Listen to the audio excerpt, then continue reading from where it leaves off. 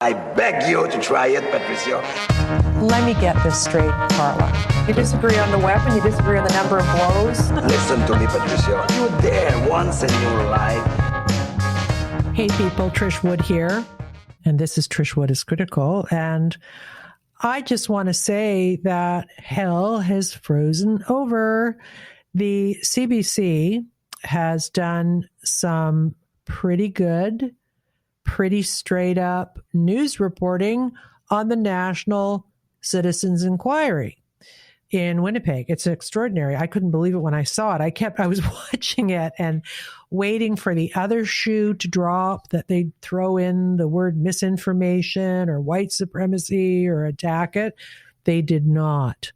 So the CBC actually did some journalism about COVID and about the NCI out of their Winnipeg office, I believe, yesterday. So bravo, CBC. We're so happy. And we hope that this means something, that maybe you're taking a good, long, hard look at what you've been saying for the past 3 years. And on that note, our guest today has been taking a good, long, hard look at the CBC for the last 3 years. His name is Rodney Palmer, and he is the real deal. He's been retired for quite a few years, but he was with the Globe. He was a foreign correspondent for CTV. He reported on SARS from China, I believe. And he was also at CBC Radio back in the day. So he's a very, very solid journalistic background, and he did an amazing thing at the National Citizens Inquiry about 2 weeks ago. I saw it, and I have to tell you that my heart did skip a beat. It skipped a beat because what he was reporting about the reporting of the CBC, our national taxpayer-funded broadcaster, and the way that it covered COVID-19, which is to say it did not cover COVID-19, that it was in lockstep with all public health measures, no matter how absurd and dangerous, and also on vaccine policy, instead of being objective and critical and thoughtful about the shot. They were not. And what they did, in my view, to us as citizens in their, I won't call it coverage, it wasn't coverage, it was a travesty for us. And Rodney Palmer did this very, very important and historical piece on the CBC's behavior during COVID-19 for the National Citizens Inquiry. So I know Rodney, and I invited him on to kind of unpack what happened. And it's the examples he uses are very compelling. One of them involves Adrienne Arsenault, who I know and admire. I know her mom. We used to live in the same building, and I used to see Adrienne there as well and talk to her mom and loved her. I saw her mom very recently too, in a coffee shop near where we both live. So I was upset to see that she'd reported this story the way she'd done it. I bear her no malice whatsoever. I don't know what happened, and I'd love at some point to talk to her about why it was reported that way. But so he breaks down that story and others as indicative of what went wrong at the CBC during COVID-19. And it's a terrific interview. I think you should stick around for it. It's not short, but we are never doing short things, or we hardly ever do short things around here. So stick around for that. And then at the end of the show, I'm going to play something for you that you'll really enjoy. It's Elon Musk taking apart a BBC reporter. And Rodney and I talk about it a bit. I'm going to save it till the end, but it's really fun because it shows that if you want to tip over the captured media and their talking points and their lack of research, all you have to do is ask them to prove what they're saying, and they fall apart. Ron DeSantis learned this early on. And Elon, in this interview, he's supposed to be being interviewed by the BBC. And he kind of dismantles the reporter piece by piece. And it's a beautiful microcosm of what happens when the media and the people they speak for are actually challenged to prove the point they're making. We saw this in What is a Woman, the Matt Walsh doc, where when he challenged some of the so-called medical people on the assertions they were making, they shut down the interview. And he did it very politely, but they couldn't answer it because they live in some kind of a bizarre fantasy world about what they're doing. So we'll play that for you at the end of the show. Stick around. I know that you'll enjoy it very much, as I did when I saw it. So here's the pitch. We do rely on you to keep going around here at Trish Wood is Critical. I can honestly tell you that I'm not swayed by anything, really. I choose stories because I think that they will help you make sense of the world in which we live. It's not just about kind of just the facts, ma'am, but we do a lot of contextual stuff, which is kind of what we're doing with Rodney today. We need to figure out the world we're living in. And if you're like me, you're probably feeling none of it makes very much sense. And so, yes, I will do Kelly J. Keane. She was obviously a news figure when she was attacked that way in Auckland. But it's also important to do the stories about how we got here. Why are those people so angry at women who are just trying to protect our spaces? Why are they mad?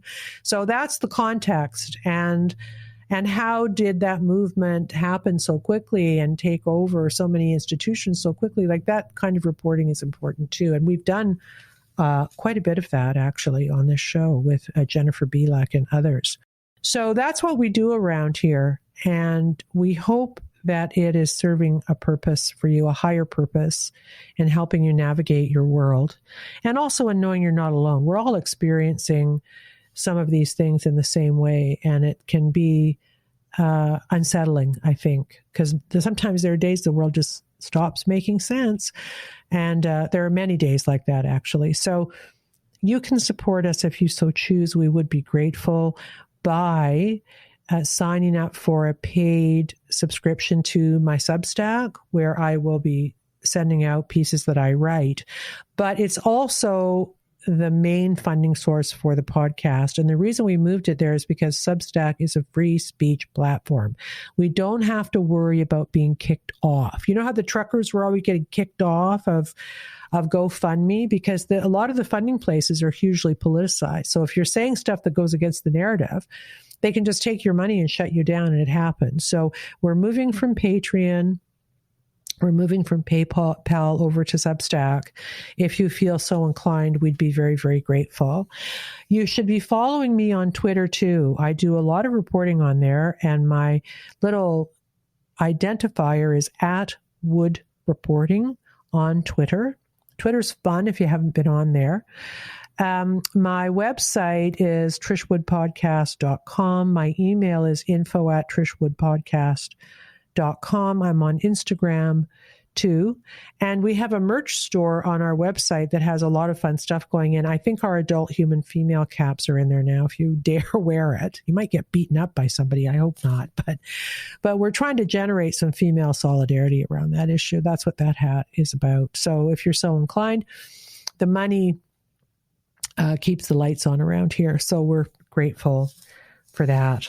So let's move on. I want to replay for you a bit of my interview with Marianne Klowak. You'll remember her. She courageously retired from the CBC over the stance that it was taking on COVID-19. She was frustrated by not being able to report fairly and objectively, specifically on vaccine issues, but other ones too. And she came on our show to talk about why she did that. We did a full deep dive with her that was eye-opening and also very tragic. So I'm just going to play a clip of her so you can hear what it was like for her working at the CBC during COVID before she quit. What did you notice? I mean, I guess I would say, like, in the past when we've covered stories and issues, I've seen like a narrative emerge. But there was always, whatever the narrative was, we could always hear both sides of what the issue was. And what I was seeing unfold at the CBC was we were very quickly shutting down one side of the debate. And for me, that was alarming. And it started, I remember, in June. It was June 2021. And, this was at the time where, Israel was reporting links between, the Pfizer vaccine and heart inflammation. And we were talking about this in the newsroom, about this link and what could it mean, and, how the trials were on for this vaccine till 2023. And,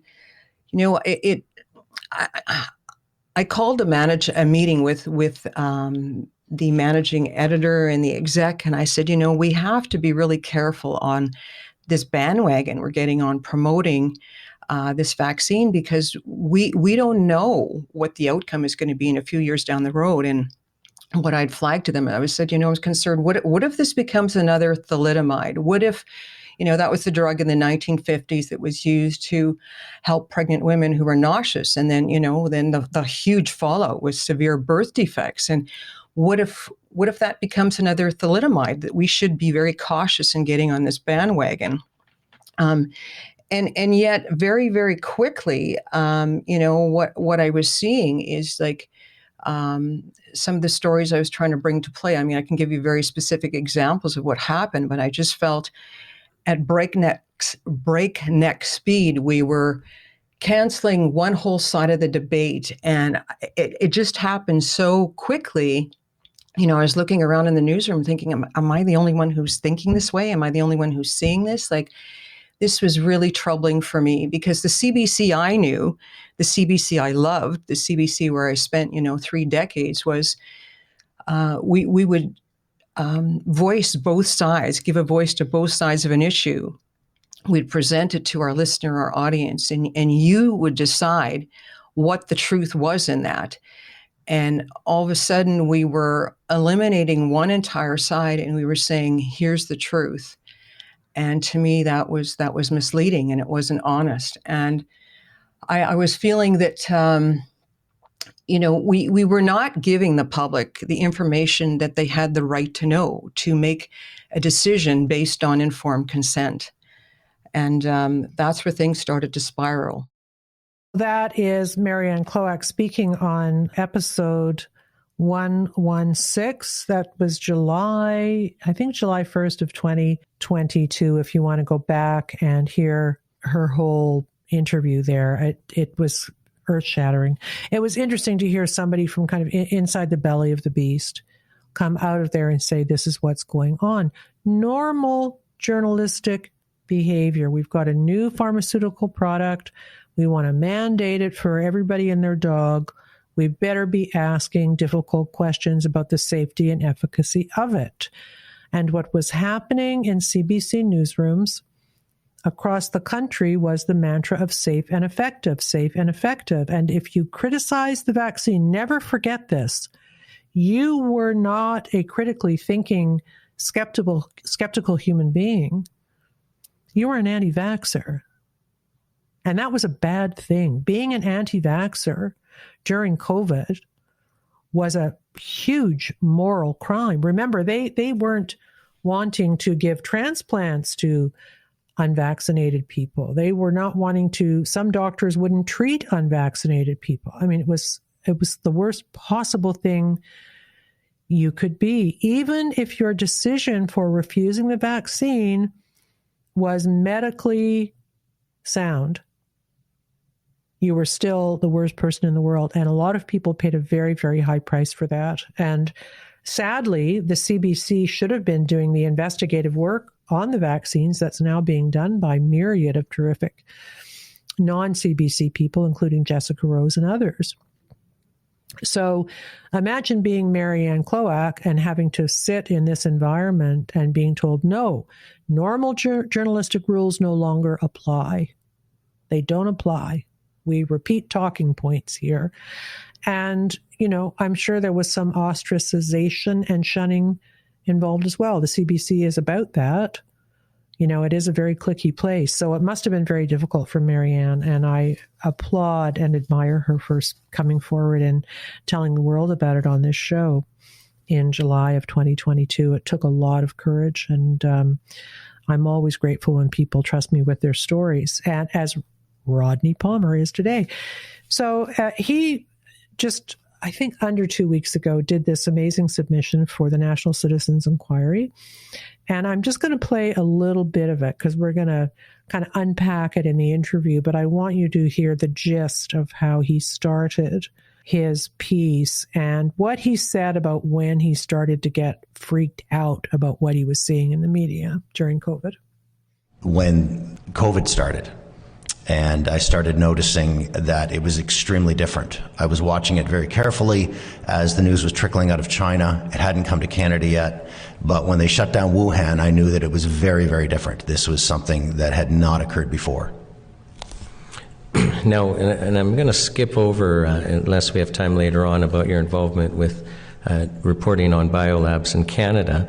But you've been asked to testify about, the standard process of news gathering versus propaganda at the CBC, and I'm wondering if you can tell us about that this morning. So to begin my presentation? Yes, please. I started noticing that something very different was happening at the CBC because I'm familiar with the process. I wanted to talk today specifically about the CBC, although what I'm about to say goes for most media, news media in Canada. But the CBC is very different. If you're the Toronto Star or CTV News or any private entity, Global News, and you want to publish something that maybe isn't true, or you want to take the position of a pharmaceutical company, you can do that. If you want to trick your viewers into believing something that isn't true, there's really nothing to stop them from doing that. However, the CBC is a public entity. We pay for it. It broadcasts on the public airwaves, and we expect them to tell us the truth because they've done it for 50 or 60 years. So what I started noticing was something very different. About a week, maybe two at the most, into the emergency, there was a story on The National by Adrian Arsenault, one of the greatest broadcasters we have, a national treasure. Adrian has a particular ability to appear to be discovering the facts in the moment. So what do you do when this happens? A loved one, let's say it's your dad, drops into the family group chat with something he thinks is real. It's something about China manufacturing the coronavirus. There's a link to a site you've never heard of with a message calling it scary stuff. So what do you do with this? Do you ignore it? Do you call him out saying how ridiculous you think this is? If you do that to your dad, you've actually shamed him. My name is Claire Wardle and I'm the US Director of First Draft. And we are a non-profit that we help people navigate the challenges of misinformation online. What happens is that your dad doubles down on his view and he dismisses what you're saying. Use language that's empathetic and to say we're all in this together, and rather than you're wrong, I'm right, here are the facts, because that does not work. So hold back on all that reactive talk. Maybe try something like this. Yeah, these are scary times. We're all a bit afraid, but let's be careful. What you're sharing is inaccurate and it feeds into that fear we all feel. Everybody's anxiety is so heightened right now. People are sharing this stuff not for any malicious reasons, but because they're scared too. Sending more context could also be a good move, but don't drown them in evidence. Maybe send an article from a legitimate source quoting credible scientists on why the virus wasn't manufactured. Conspiracies can be just as infectious, just as dangerous as a virus, so you have to guard against them. It's very easy to just mute your crazy high school friend on Facebook or to leave a WhatsApp group where people are sharing false information. But right now, I actually think there's kind of a responsibility on all of us to help people understand that sharing that kind of information is increasing the level of pollution. That was a little bit of Rodney Palmer's piece that he presented to the National Citizens Inquiry on COVID. And it was just highlighting a story on the CBC about what to do if your relative contacts you with the idea that COVID started in a lab. Like, that's some crazy thing. Like, that's some weird idea, right? So instead of doing what journalists normally do, which is investigate to see maybe if there's some truth to that, they go right to this organization that a lot of journalists are using now called First Draft. And we're going to talk to Rodney a little bit about that. But one of the things I learned just very like in 2 quick Googles is that first, one of the foundational organizations for First Draft is Bellingcat, who were the people behind the Russia hoax, for one thing. And even well, not even worse, but almost as bad, Bellingcat was also the organization that helped the New York Times to track down the 21-year-old kid who leaked some U.S. intelligence documents that showed that, lo and behold, what we've been reporting on this show, and others have too, that Ukraine's losing the war.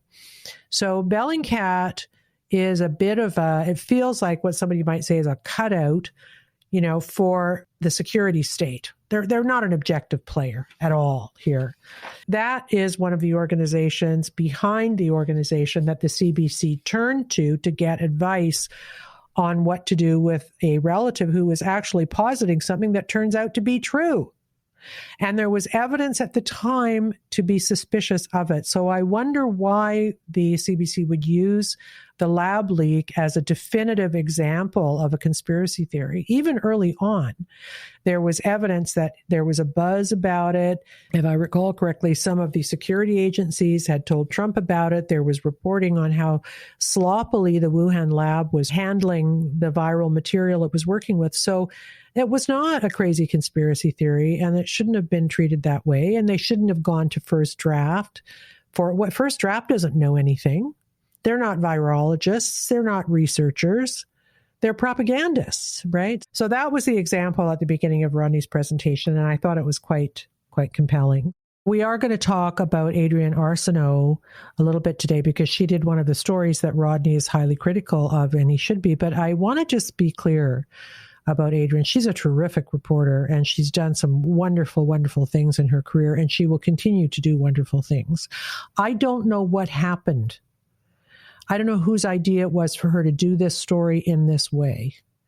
But Adrienne Arsenault, you'll hear Rodney say she's a national treasure. She is a national treasure, but this story went very, very badly awry, and we got to talk about it. So let's go now to my interview with Rodney Palmer. Hi, Rodney. How are you? I'm very well, Trish. Thanks for having me. Oh, I'm just so happy to. When I saw your presentation for the National Citizens Inquiry, I clutched my chest. I was so grateful because you did. I've been yammering on here for 3 years about how terrible the media is, and I give an example here and an example there when I can. But you put it together, not just journalistically really well, but also morally and ethically really well. Like I could see that you were, as I am, upset and even having to say these things. So congrats for doing it. And I know a lot of my listeners were tweeting it. And thanks to the National Citizens Inquiry too for putting you up to do it. It's great. And so we'll talk about that in a minute, but about what you actually say in it. But where did you get the idea? How were you thinking when you crafted that? Had you just kind of had enough, or had you been collecting the information? It's interesting because, like you say, it had been rubbing me the wrong way for a very long time. And I had to stop listening to CBC radio because I say, and it's funny, but it's not a joke, it's true.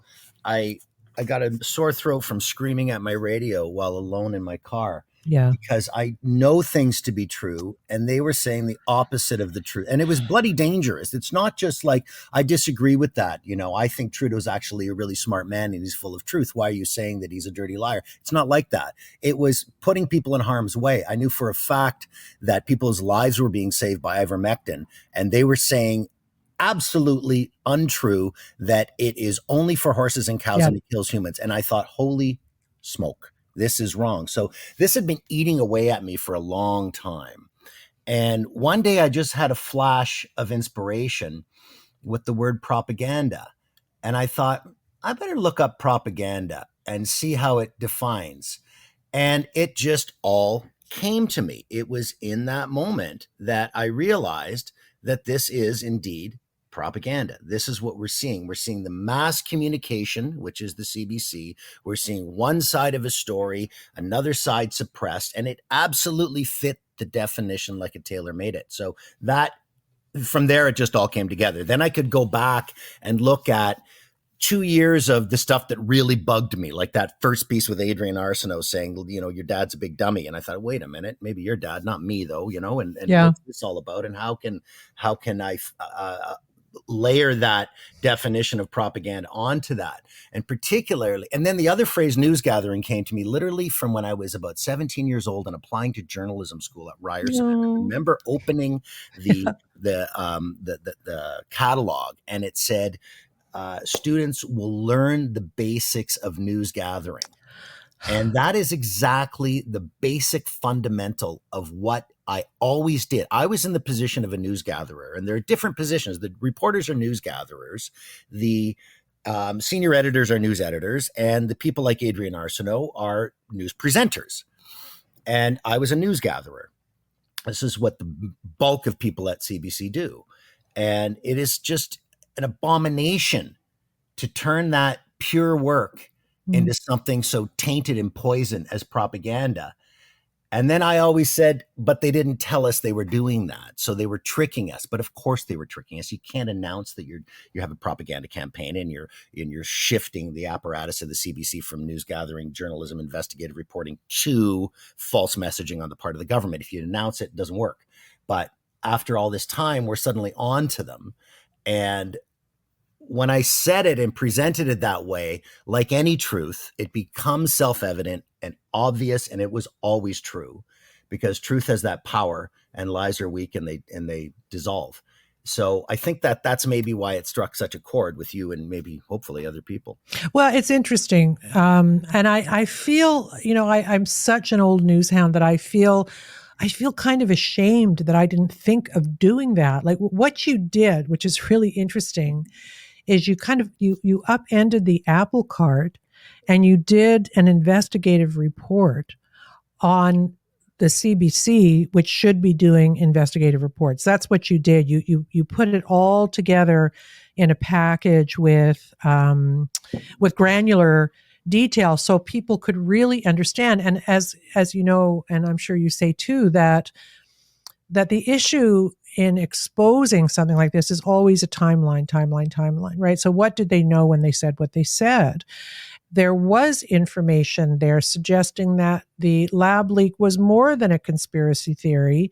This fact-checking organization, what they call First Draft, were making declarative statements about something they absolutely did not have the information to be declarative about, right? That's the kind of stuff that I just go, well, I knew this at the time too, Trish, because of my time for CTV as the Asia correspondent based in Beijing. It was during the SARS period that I was there. And one of the stories that I covered very closely was the virus hunters. And what at the time, which was 2003, they were a group of academics who were skilled at this, and they gathered from half a dozen universities around the world, and they showed up in Beijing. And I thought, well, this is a great story. What the heck did they do? And they go and they travel to where they think the first patients came from, and they have a pretty good idea of the city, at least by then. And then they narrow it down to maybe the first hospital, and they try to find the series of symptoms or on charts, and at the great hope that they can actually find maybe a blood sample kicking around. Yes. Where they can identify patient one, and then they go and if they're dead, they go and interview, they try to backtrack, where were they that day? Where were they the 72 hours before that happened? So that's what they do. And I knew damn well that hadn't happened yet. I had a friend a former journalist, somebody you also probably know, who was sitting in Trudeau's cabinet, and he called me one day, and I said, this is a year into this. Why the heck are we not going and finding out where it came from? Because until we find out where it came from, as I know, because I covered the story, we can't stop it from happening again. And even to this day, there's a BS discussion between the World Health Organization and China about maybe it came from, well, we all know it came from the Wuhan Institute of Virology.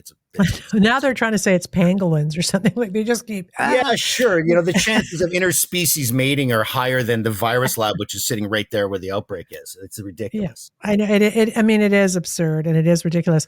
I just, before we get into the story that you reported in this way, I just want to say that I did find this morning And I did say in my head, hell has finally frozen over, because the CBC did what felt like a straight shot reporting about the National Citizens Inquiry, which I never ever thought would happen. And I do feel, Rodney, that maybe your piece played some small role in lighting a bit of a fire under the fact that they are maybe coming to realize what has really happened here and their role in it. So have you seen that story, and what do you know about it? And I'll say a couple things about it. One is I did isolate CBC Manitoba in the piece because their reporter, Marianne Klowak, who has only done one interview that I understand, which is on your show, thank you for doing it, where she outlined that she had a full story ready to go with vaccine injured people on camera, on tape, with top Canadian academics in the field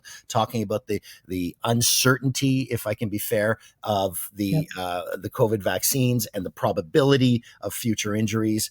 And they nuked it and instead put up a story in the same time period that said, I can't remember the exact wording, but it was something like, anyone who says there are long-term health effects from COVID is not telling the truth. I thought, well, wait a minute, you've got your own bloody story. So I named CBC Manitoba, and that's— You said COVID. I think you meant COVID vaccines. Is that COVID right? Vaccine. Yeah, sorry. Yes, vaccine. Yeah. No worries. So CBC Manitoba is the one that reported on the National Citizens Inquiry yesterday. So maybe they didn't like hearing that. And the second thing I'll say is that shame is a powerful thing we've learned from the CBC in the last couple of years, because they shame people who speak the truth. And in particular, they take people who have entire careers based on telling the truth, like Byron Bridle, for example, who had, was such a high level in the field of virology that the Ontario government sent him money to try to develop a made in Ontario COVID vaccine. And when he started to research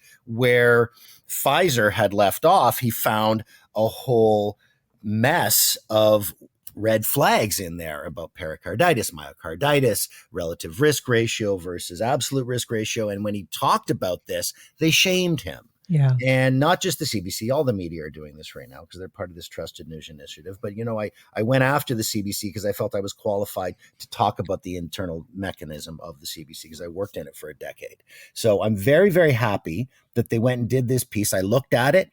I was impressed that there was no derogatory language. Nope. I didn't hear anti-vaxxer, conspiracy theorist, or right-wing extremist once, which I've only heard in— And it might be that you just got an average news gathering guy as opposed to one of their preeminent people. And maybe you just got some average news reporter went out and saw what he saw and told what he told. And who knows? Let's see if they follow it again. They're going to be in Saskatchewan. The inquiry is going to Alberta. It's going to Vancouver. It's coming back to Ottawa. Let's see if CBC sends another reporter. Well, I know I don't want to segue off into the inquiry yet, although we can maybe talk about it later. But, I had, as everybody who listens to the show, I had some limited involvement early on as a spokes thingy, but I had to back away just because I said at the beginning of COVID, when there was about 3 of us in the world really trying to do investigative reporting on it, that I would say yes to everything because no one else was doing what they should have been doing. And I continued to say yes to everything for years. And I said, I was so flattered that Preston would have trusted me with that, but it just got, look at, this. The National Citizens Inquiry loves Zoom meetings that go on for 88 days, right? So there was a point where they were working so hard to make sure it was going to be great. And I couldn't do that time commitment. Trish, that was such an it is an incredibly ambitious effort.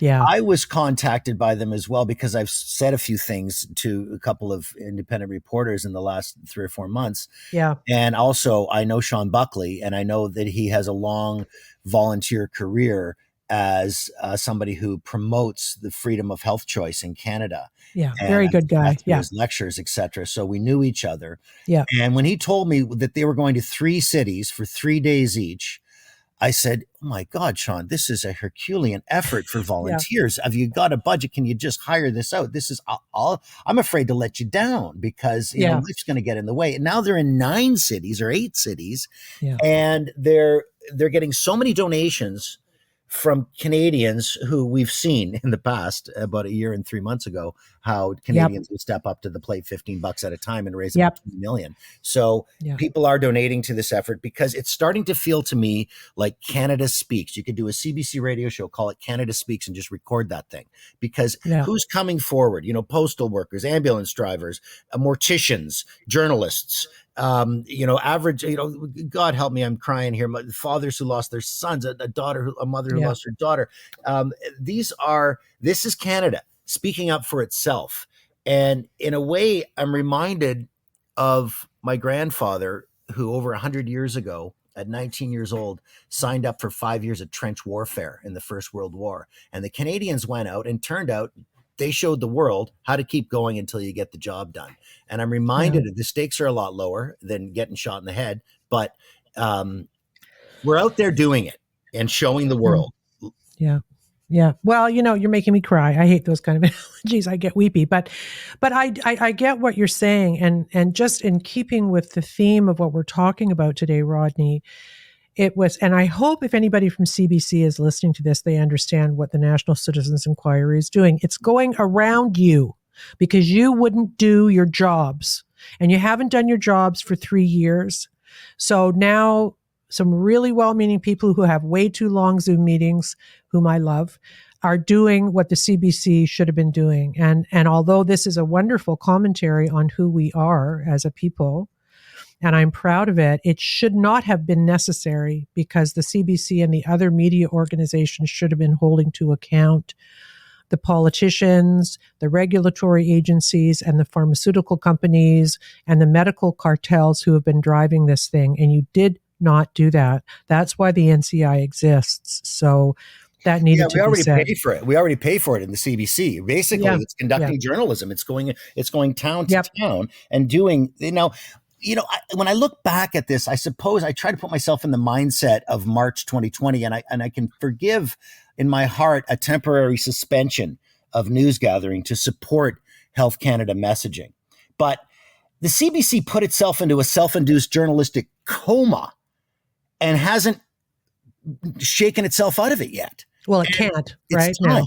It can't, because maybe it will now, but it couldn't, because they were covering their butts, because they've been wrong, and maybe they know that they're wrong, right? But I just want to say something about that, because you're maybe kinder than I am about the beginning of this thing, and I've said this before, I am not tooting my own horn. I have a very limited scientific intellect, but I did cover science for CBC as it happens. I covered Tony Fauci. I know how to read a study.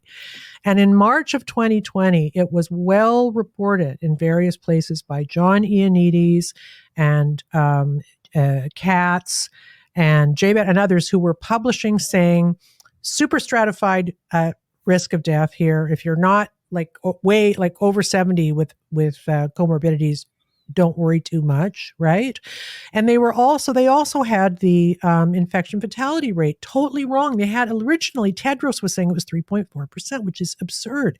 And he couldn't even have known that. So I knew enough in March to say to myself, whoa, we are right off the rails here.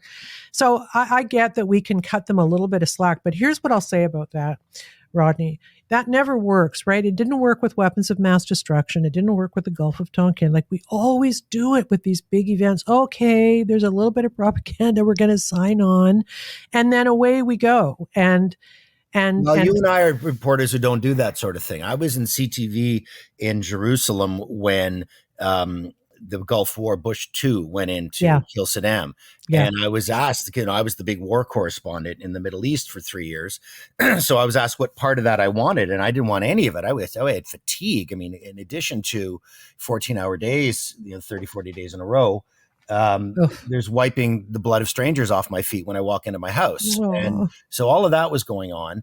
And they said, well, we can embed you with the military. The U.S. military. And I thought, well, what the heck am I going to get for a story? I'll be a stenographer for the U.S. military. I wasn't interested. I had no interest in that. I got them to send me to China instead. And then And then SARS happened. Yeah. So wasn't any better off. Yeah. The other thing I think is going on, and I'll just say this briefly about what may have happened at CBC and across all of these kind of Western, to use your lovely phrase, news gathering organizations, is I feel that this generation of young people coming out of J schools are kind of brainwashed to think in ideological terms, right? You and I both remember the really good journalists were the ones who would be in a story meeting and say, well, I don't really think that's right. Like, can we prove that? Doesn't it make more sense that? And maybe our colleagues would look at us and think we were mental. And we had to fight to do that work. But that kind of contrarian thinking that drives investigative news coverage is not, as I understand it, really taught in journalism schools, where now it's all ideology and narrative stitching and social justice, et cetera, et cetera. So, we were kind of primed that this generation, I think, of not all, but of news reporters is much less likely to think outside the box and say, well, why are we letting Pfizer off the hook when they had that big settlement for behaving in a criminal way? Like, that's right. We would have said that if we'd been at those meetings. And I don't know that it's entirely the fault of the journalism schools, because I don't know what's going on in there these days. But I think that this is a broader social media campaign to get at the minds of young people while they're still developing and getting between their parental values and critical thinking, which is basically, starts with look both ways before you cross the street. Don't just walk because your buddy did. It starts early. And social media has supplanted so much of that, and then messaging has gotten into their brains. Yeah, and I also think the other piece of this is the very, very siloed social media feeds, where people, they curate their own feeds so that they never see anything that kind of disagrees with their held beliefs. Yeah, so they're not necessarily curating it entirely themselves. The AI is feeding them what it thinks they want. Right? Yeah. We know that we've known that for a long time. For a long time. Okay, so let's talk about this Adrienne Arslow story, because it's really important and it's also emblematic of what's happened. And I will start by saying that, as I know Adrienne, her mother lived in my former building, she still does. I saw her the other day at Aroma having a coffee, and we chatted about Adrienne. How's her mother doing? She's fantastic. I love her. And we used to have these really interesting conversations when Adrienne was in a war zone somewhere, because, mom would be nervous, and I'd find myself riding the elevator with Adrienne's mom in our building. And I'd say, don't worry. She knows what she's doing. She's a terrific, it's okay. So I feel like I'm kind of peripherally really knowing the family and loving them and loving Adrienne. And I know Adrienne has always said wonderful things about me too. So I'm not happy to talk about this story, but I'm so glad that you were generous enough in this piece you did to say what a national treasure she is, because she is a national treasure, and we should never forget that. I never worked with Adrienne, but I was at CTV. I was leaving Jerusalem while CBC was putting her into Jerusalem. So we crossed paths, and we had dinner with groups of people together. And I loved, she's a wonderful person. Absolutely wonderful. We'd see each other, bump into each other in Gaza and whatnot. Hey, how you doing? But I always was envious of her ability on camera. Yeah. I tried to encapsulate that with, she seems to have an ability to be discovering the moment while it's happening, even though you and I both know how much goes into, ready, go. And then, take 20. And she, every time it's just amazing. And that's, what she brings to it. Neither one of us can say if Adrienne knew that what she was saying was wrong, or if she was, I can't explain how it happened, and I'm not going to try to explain how it happened because I can't know what was in her mind, right? But it certainly was and is a massive, massive failure. And the sad thing about it is it's a failure that was made over and over and over again by virtually everybody at the CBC, the same mistakes, the same kind of mistakes on the same kind of narrative. So this is about the story you talk about with Adrienne. Is she's kind of in a kitchen sat with her phone, and she's advising people on how to deal with a crazy, in their phrases. I don't know if they actually use that word, but they said, let's say someone drops into your family group chat. Let's say it's your father, and he says something that's completely untrue, like the virus came from a lab. Okay. And then keep going. Yeah, keep Well, going. I mean, and then she says, what do you do? And then she goes to the equivalent of a Miss Manners, but it turns out it's somebody who's clearly pushing a pharma message that, and she says, well, we are from First Draft and we help people navigate misinformation on the internet. Well, that's a new idea. Who helps people? Like, oh my gosh, I'm trying to, like, is this my 91-year-old mother losing her memory who needs this service? What is this service? Who is this person? Why do I have to go and figure out who they are? And you didn't really tell me who they are. And because you're withholding from me who they are a propaganda organization, and you're putting them on as somebody to tell me how to gently deal with my father and correct him for something that's wrong. And then the whole thing just thinks to me, why the hell is the CBC News and their top broadcaster, war correspondent, most amazing presenter doing this? Yeah. It doesn't make any sense. Well, you looked into this. It's called First Draft, who are the people that the CBC was relying on in this report, to advise people on how to counter what they're calling disinformation and misinformation. In this case, turned out to be true. In most cases, a lot of the stuff they call disinformation around COVID turned out to be true. But I looked at them myself this morning and was horrified to discover that one of the founding organizations connected to First Draft is Bellingcat. And Bellingcat were the big spreaders of the Russia hoax. It also turns out that they helped the Washington Post, who should be celebrating leakers, find the kid who leaked the national security papers on the Ukraine war that's going very badly and nobody wants to talk about. So that's Bellingcat is known. I mean, Glenn Greenwald will say this as an organization that is a voice for deep state. And they were foundational in the creation of First Draft. So how awful is this that the CBC is getting sucked in by these organizations that have ulterior motives for sure?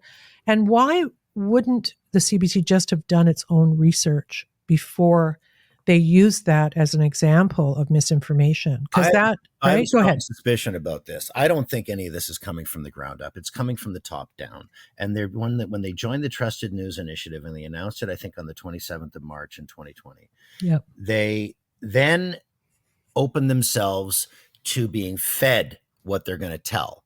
They were probably told, you bunch of right-brain thinking creative people have no idea about the science. We have to completely surrender to the scientists because this thing is going to kill the world, including your grandmother and your children. And so you better sign up for this temporary suspension of news gathering and do as you're told. And here are the experts. And they would have been fed, more than likely, First Draft. They would have been fed all of these other people, like these regular voices you hear over and over again. They weren't going out and getting these people. Like Marianne Klowak, who was on your podcast, she went out and got people. And then the story was sent down to the Toronto Health Department for vetting for a couple of weeks.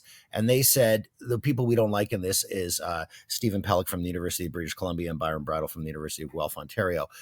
Not that they're not experts or what they say isn't true, but we want you to use these other doctors. So they were feeding them the medical voices. And this is what got to me, Trish, and this is partly why I was able to finally put this together.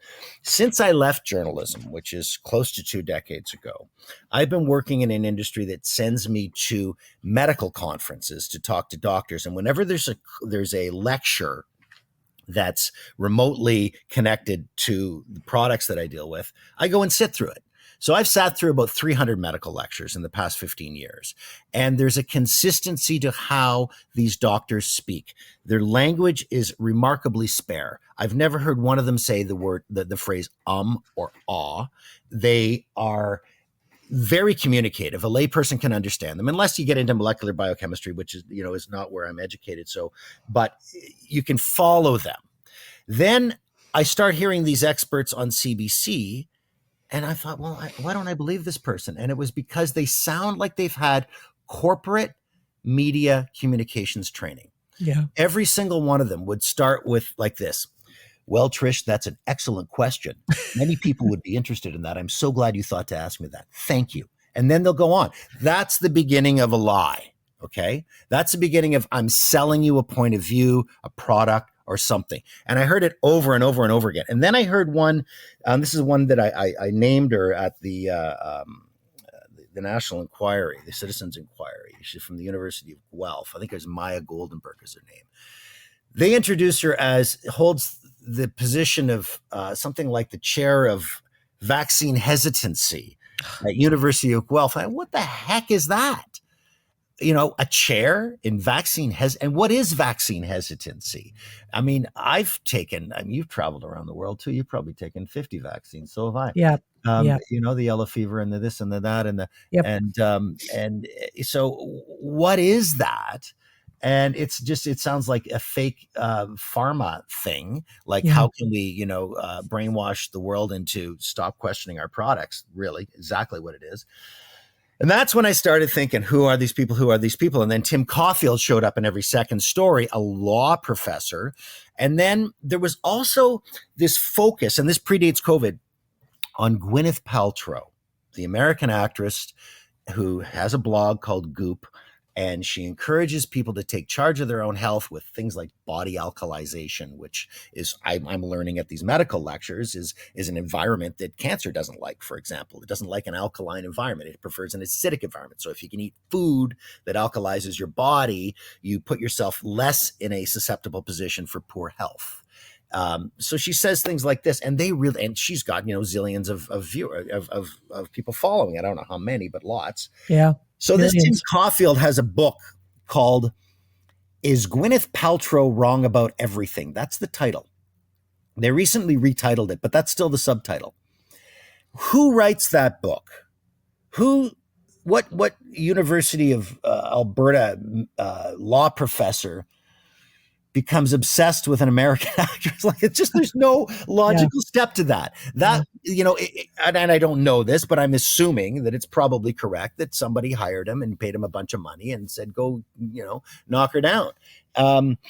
And so this is when I started noticing that these people ain't right. How come this law professor is being interviewed in a story about medicine, and why is he so damn confident that he's right? I mean, this is all strange. And then somebody sent me an email of the Canadian COVID Care Alliance, and I looked at it and I thought immediately, this is my tribe. These people talk like those 300 medical doctors I've met over the last 15 years who are at the cutting edge of research in chronic illness. This is the particular group where people, they get a patient coming into their clinic. Doc, I've seen 12 doctors. I've been on 15 medications. They told me to go to the psychiatrist because I'm not responding to the medications. I know I'm not crazy. I'm sick. And these doctors are challenged with finding out what the heck's wrong with them. And what they do is they search for the cause of the symptoms. It's called orthomolecular medicine. They're seeking the very first molecule that went wrong, what caused that to go wrong, cause and effect, eliminate that cause, and then figure out what's still festering in the body that they can maybe extract through a process that's now known as detoxification. There's very methods to do that. And that's what they did. And it was fast. I mean, journalistically, Trish, you can imagine, right? I'm just sitting there at the edge of my seat thinking, oh boy, I could have a column every week in the Toronto Star, the Globe and Mail from what I'm learning at these medical conferences, right? Yeah.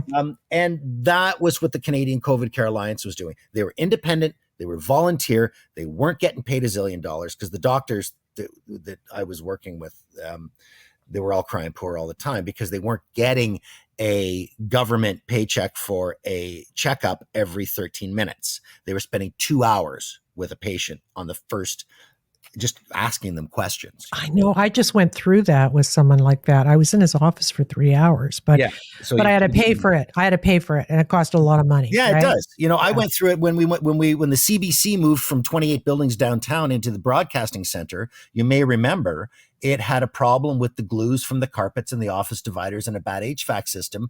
And I was I worked at the Toronto broadcasting section at that time, CBL, the local broadcaster. And we had about a third of the people who were quite sick. I was getting a childhood illness that was coming back in my lungs, and my host couldn't talk properly, had a sore throat by noon every day.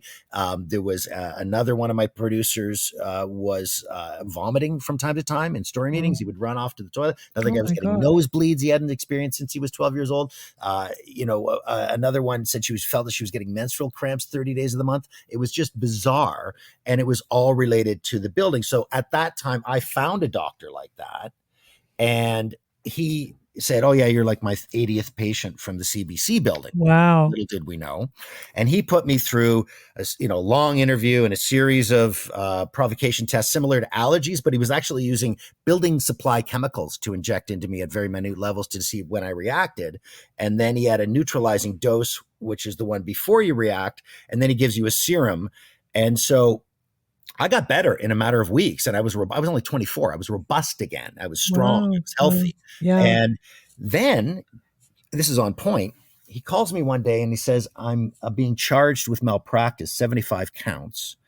And one of them is for advising a patient who had a high chlorine count in her urine to stop drinking Toronto tap water because I can smell the chlorine in it. That was one of the charges of malpractice. So I knew something was up. Yeah. And I said, I don't really totally understand what you do, but I can't explain how antibiotics work either. And I know you cured me. And I sat in a room full of people who were getting cured. So I'll come and look at this. And I interviewed 20 of his patients. The College of Physicians and Surgeons of Ontario, which is the regulatory body over doctors, which is currently has a new rule developed during COVID that no doctor may discuss any approach with a patient that is outside public health dictates. So they may not discuss don't get a vaccine. They may not discuss don't wear a mask, or they risk the very real possibility of having their license revoked, certainly being brought up on charges. And generally they execute their ability to be a doctor. And many of these doctors, in order to avoid future prosecution, are signing documents that say they will relinquish their medical license. They agree and they undertake not to apply to be a medical doctor in any jurisdiction at any time in the future worldwide. And that's what the College of Physicians and Surgeons are doing today. They've gone mad, right? I mean, I think they've gone. Listen, they've been captured for a long time because the fact that they went after this doctor who was only curing people. So get this, they had 5 patient files. He had cured every one of them. Every single one of them wanted to testify on his behalf. And they said, he can't call a witness. You can only testify against him or not at all. Yeah. And that's when I knew I had a story. And when I went live with that story, everybody, including the Globe and Mail, had that on front page by the weekend. He said he had to close his clinic for the interview request because there was a robust journalistic news gathering, and that, wow, the CBC's got this story on the morning show about this doctor who's getting railroaded. They've researched it up the yin yang. It must be true. Let's go and get, they could bypass the 2 months of research that I did and just simply put it on the air that day. And they all did. The Globe used to have a section called Focus, and front page that Saturday about how they're going after this guy. The what's the name of the Western the Alberta think tank, very conservative. No, not the Fraser Institute. I can't think. Anyway, they wrote a whole piece on how this guy should be let go because he's taking the pressure off the medical system by teaching people how to cure themselves and stay healthy. So everybody was lining up behind this guy. And I started to notice this real early on when COVID hit, when the doctors were told they weren't allowed to give a mask exemption. They weren't allowed to give a vaccine exemption. There was a doctor who was up in Owen Sound, which is near me where I live. And she had to quit her job at the hospital because of the vaccine mandate.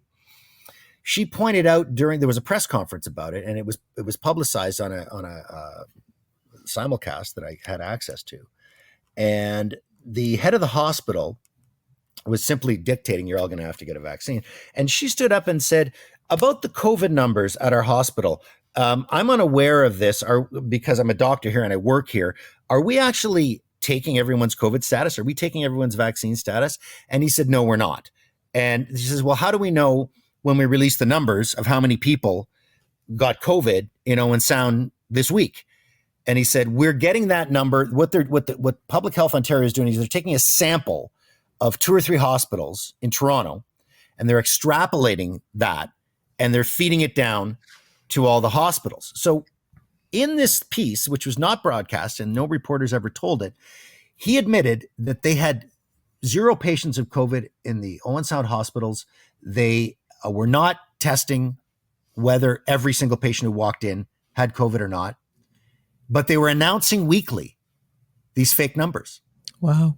And this doctor says, I'm out, I quit. She takes a private practice. She gets her license suspended for telling the truth and offering people who deserved it an exemption to the vaccine. And this is the College of Physicians and Surgeons of Ontario today. And it's all across the country because the doctors are regulated provincially. And they're all doing the same thing. Some provinces are worse than others, but for the most part, they're all the same. And I predict, Trish, what you're going to see is a very strong push, probably by the Trudeau government before he gets thrown out, to have centralize the regulation of medical doctors nationwide, because that makes the job easier for the pharmaceutical companies. So they have a single point of pressure, just like the World Health Organization. A single point of pressure, you affect 162 countries worldwide. Single point of pressure on Health Canada, which is already captured, to tell the doctors nationwide what they can do. Well, I believe that is true, because even I've said on the show this a few times, but I've even seen it in the way my own doctor practices medicine from now to pre-COVID, right? There's been a big change. And it sort of feels like medicine by guideline now. And I go in there and he sits on the other side of the room, masked. I'm in a mask. He can't see my face. He doesn't comment on the fact that I gained a ton of weight from lying around during COVID and being inactive, which is obviously a health issue. Nobody's looking at the moles on I have a lot of moles because I'm blonde. Are they changing? Who knows? Like none of that's happening. No, he doesn't touch me, right? Even There's no palpation of my neck. There's nothing. There's nothing. And it's a change and I don't know if it's because they got to rush people in and out to make money. I'm told that may be the case, but I was shocked when I went to a private doctor to deal with a specific issue. And I was there for 3 hours. It cost me $1,000, right? And it's a lot of money for me, but I was trying to solve a very specific problem. And at least I gained access to somebody who was asking me question after question. So let's get back to where we were. Journalism. Is so good. Journalism, yeah. So the other thing I just wanted to say about that story, and then we'll move on, is that the person that the CBC suggested that the asker of the question about the crazy relative and the lab leak story, they said, no, you must give them a story that includes the opinion of a trusted scientist, right? No, they said a trusted source. And if you look carefully, it's a story from the CBC. The CBC, they put themselves forth as a trusted source. Okay. And so that makes it even worse because I pulled that story up, and you know who the CBC is quoting as the expert on lab leaks? Who's that?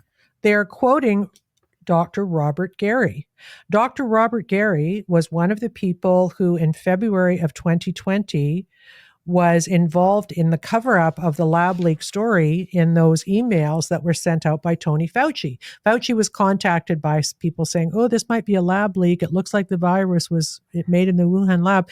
He spends the weekend calling together all these people, including Dr. Gary.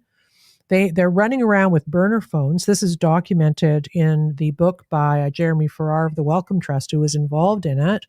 And then after that meeting, they come out and they publish this piece in Nature magazine. I remember that, yeah. Okay, so that's Dr. Gary. Like, he's totally not credible on this subject. Here's a perfect example. Unbelievable. This is a perfect example of why you need a group of journalists thinking and talking together, because I didn't pick up on that. You're surprised at what I did reveal. I'm surprised at what you just added to it, because I didn't see that or wouldn't have picked up on his name, although I do know the story around him. So, together we should all be working together, because many minds get a better story. There's a synergy that happens. That means this was corrupted from the very high level. I still don't know who it is. I know that for sure it's Pfizer and Moderna and the Gates Foundation and the World Health Organization, but is there a single point above that? I don't know. But it's awfully coordinated, and and money can push a lot of stuff around, and Gates has half of it. But what was interesting about that, I love what you just said, and maybe we can start our own newsroom one day. Wouldn't that be fun? But but what's interesting about it is that weekend, those emails came out later, and that weekend, Fauci was completely freaked out. Farrar was completely freaked out, and they were called by some people who were in on the phone call saying this looks like a lab leak. They knew what they were dealing with. And Jeffrey Tucker says, I think quite astutely, wow, instead of trying to figure out how to deal with the COVID-19 and from a public policy perspective, they spent weeks running around with burner phones freaked out about it being a lab leak, which it was. So then in the following month, again, timeline, the following month, they ordered the lockdowns, right? So Fauci, my personal belief based on what I know about the timeline is that Fauci knew it was a lab leak, knows it's a lab leak. There's no doubt it's a lab leak. And he knew it before the lockdowns. You would have known in 2018 when those cables came in from the U.S. Embassy in Beijing to Washington, warning about the unhygienic situation in the Wuhan Institute of Virology and predicting a SARS-like pandemic emerging from it. That would have gone straight to Fauci. And when I reread that, I saw that Washington Post article when it first came out, and because I'm China virus. I mean, I have this background, right? So it hits my radar. But when I reread it now in 2023, there's a line in there that struck me. It said, it was a quote from someone at the Beijing embassy, the U.S. embassy in Beijing, that we've been down to Wuhan quite a bit recently.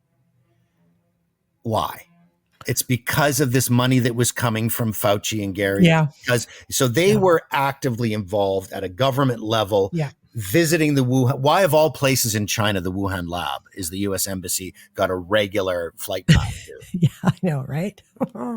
So, and I guess the point here, to be absolutely fair to Adrian, to the CBC, is the stuff that we're talking about. I know that the Fauci emails were released later, but there was good information in various places to be found that the lab leak was not an insane conspiracy theory, that in fact that lab had been cited as having very, very poor, it was supposed to be a level 4 lab or whatever the phrase is, and it was not, their safety precautions were not good. That stuff was all out there. So to jump to it being a conspiracy theory instantly like that is also, it's not good. I'm not doing kind of after game saying they should have known stuff that wasn't public. I'm saying that there was pretty good stuff out there at the time that the CBC did that story. So the question is, why didn't CBC do a simple Google on the Wuhan lab and do some actual reporting? That's the question, right?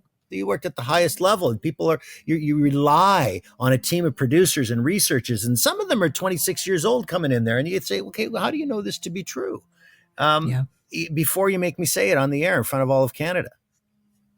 Yeah. Well, I worked on the Airbus story, so that was pretty scary. But the other scary one was the satanic ritual abuse, multiple personality story, because that case, kind of like COVID, was flying in the face of accepted cultural norms, right? At that time, the feminist lobby, women in general, social justice were all saying women never lie about sex or get it wrong about being raped. Children never get it wrong. So when we embarked on that, Michelle Metivier and I, who's a brilliant producer and critical thinker, nobody liked it. I mean, people were saying, you can't say that recovered memory is, not a real thing. And we said, well, we've got the evidence here to suggest that it's not. And they let us do it. They weren't happy about it, but they let us do it. And we broadcast it with a little, there was a little sort of disclaimer at the beginning, but we broadcast it. I don't think that would happen now. Not only that, but what you're talking about is a trust internally within the CBC in its tried and true people. So you know, if so, you and I came into the CBC at different times. You might have came in a bit ahead of me, and if I was a little greener and came up with that story, one of two things would happen. They'd either say, "Forget it," or "Yeah, we like it. We're going to give it to Trish Wood." You know, so you trust your top people, and in the end, like even when I did that story about Dr. Joseph Kropp and how, even though he cured 100% of these people, they were charging with malpractice. Even though they wanted to testify in gratitude, they were saying they were silencing them. I had people after that story went on the air, come into a story meeting and say, I think that was BS. I don't think that was true. And they had no idea other than their own insecurities. I had researched, you're supposed to get 2 sources. I had 20. And I remember afterwards, I was working up in television shortly after that. And I used to hang out with Victor Malarick. To me, he was one of the greatest journalists. I mean, as a kid, I'm watching this guy and being inspired to be a journalist. And I said, Victor, everybody says my stories are full of shit. He said, good, you're getting it right then, because they're jealous. Yeah. Victor was in the office across the hall from me. So, we were, and the funny thing about Victor was that he was not really all that well liked by the kind of liberal intelligentsia at the CBC, right? He was a star. He was a terrific reporter. He was really tough. He had a great personal narrative, but he had to fight for everything he got there too. He was not having things handed to him on a silver platter, So he would just sit in his office and write books, which was great. These great books. Yeah, well, fighting for what he wanted was his personality, so he was probably at home. Yeah, absolutely. So let's keep going. So I want to ask you about this. It actually wasn't your reporting, but you reported so well on her reporting, where the flags. Of course, we all knew it was fake, didn't we? On some level, your gut tells you, right? So here's what my gut told me. I was taking the pictures. I was down there by coincidence. I didn't mean to be in Ottawa. I was just visiting friends. And frankly, my first instinct was get out of town because the traffic's going to be stupid. So I get down there. Canadian COVID Care Alliance called me. They said, we need your advice. I said, I'm in Ottawa. They said, good. Can you film? They bought me a camera. I went and filmed. And I texted my friend who I was staying with. And I said, good God, this is like Canada Day when we used to come all the time in our 20s, except it's freezing out here. And she writes back, that's not what I'm seeing on TV. And I turn on the TV, and this was CTV. CBC, I don't think, had a local morning show in Ottawa. It was CTV, and there was a still shot of the flag on my full screen, still shot of the Nazi flag. Instantly, Trish, as a broadcaster, I think, why do they have a still shot? You would never, the only still shot, and think about this, your listeners can think about this is the next time they watch TV. The only still shot you will ever see that's not a video is the face of the reporter who's somewhere they can't get a camera to. And they want to say, here we've got Rodney Palmer or Trish Wood live in the middle of an earthquake zone and there's no electricity, but we've got their faces up there. And now we're going to hear their voice. Okay? So why is there a still shot of the Nazi flag? And I knew because it wasn't unfurled long enough for there to be video. And then I'm thinking, how did CTV get the shot? This all happens in less than an instant. How did CTV get the shot? Somebody sent it to them. Who sent it to them? And why have they got it up there for so long when I was here on the ground from sun up to sundown and well into the night for 5 days straight and I didn't see it? And I was right there. There's about probably a half a kilometer that I walk back and forth 30 or 40 times a day filming. So I instantly suspected that flag shot. Months later, Rebel News, who I have no end of admiration for them and what they do, scrappy little organization. All of their reporters seem to me completely untrained because they're rough on the air, geniuses at what they do, natural journalists, critical thinkers. Alexa Lavoie, I bumped into this because I was going around interviewing Tamara Leach, getting whatever I could, dusting off my foreign correspondent work. There I was in the middle of the biggest story in the world, suddenly. And I had a client, which was the Canadian COVID Care Alliance, and I had to get footage to them. So every single time, and I'm good at what I do, particularly on the ground in a wild situation like that, I was the best. I never failed. Going to Syria, which was illegal for me to enter because I lived in Israel at the time, while Hafez al-Assad, Bashar's father, dropped dead of a heart attack. And I got there. And when I fed my piece down, I got a call from CBC saying, we thought we'd lost you. We had no communication with you because I had to leave my cell phone in Israel. to get there, but I still delivered. Okay, so I'm down there doing what I'm great at, and every time I had a get interview, they were already being interviewed by Rebel News. Rebel News was one step ahead of me. Yeah. And by the third time, I introduced myself to Alexa Lavoie, and I said, "You're awesome. Whoever the heck you are, you're great at what you do." Yeah. And She so is great. then, so I'm watching her now. 3 months later, she dissects the story. How did they get the flag? And I kept seeing that flag, and there was something about the picture that bothered me, and it was the angle. It was down low, and I couldn't even understand it to myself. I hadn't determined it yet, but just something in my gut knew it was wrong. She pointed out it's the angle, because I was thinking, where the heck is that? It looks like it's on the 4th floor of a building somewhere. It doesn't look like it's on the street. It was the angle. And she put it together. She said, this is the western wall of the Chateau Laurier Hotel, because there was an angled stone staircase that doesn't exist anywhere else except there. And she says the angle's from low. So how did they get down low? They would have had to go down to the pedestrian walkway along the Rideau Canal. And then she points out, here's a gate that's chained for winter safety. And the steps have never been cleared of snow all winter. And she shows me it. And she says, so I can't even get down there to get that angle. So how was there a photographer down there? And then they looked into, they did a technical examination on the photo and found out it was a very high pixel photo. So it was from a professional camera. It's like a 10 meg or something like that, the shot. And then they looked up, where can we find this photo on the internet? And they found it on that you could buy it. You could buy this photo on like an iStock photo or some site. And the money went to a photographer, and they looked at the photographer's website, and he had it on there. So it was his personal copyright property. He took it.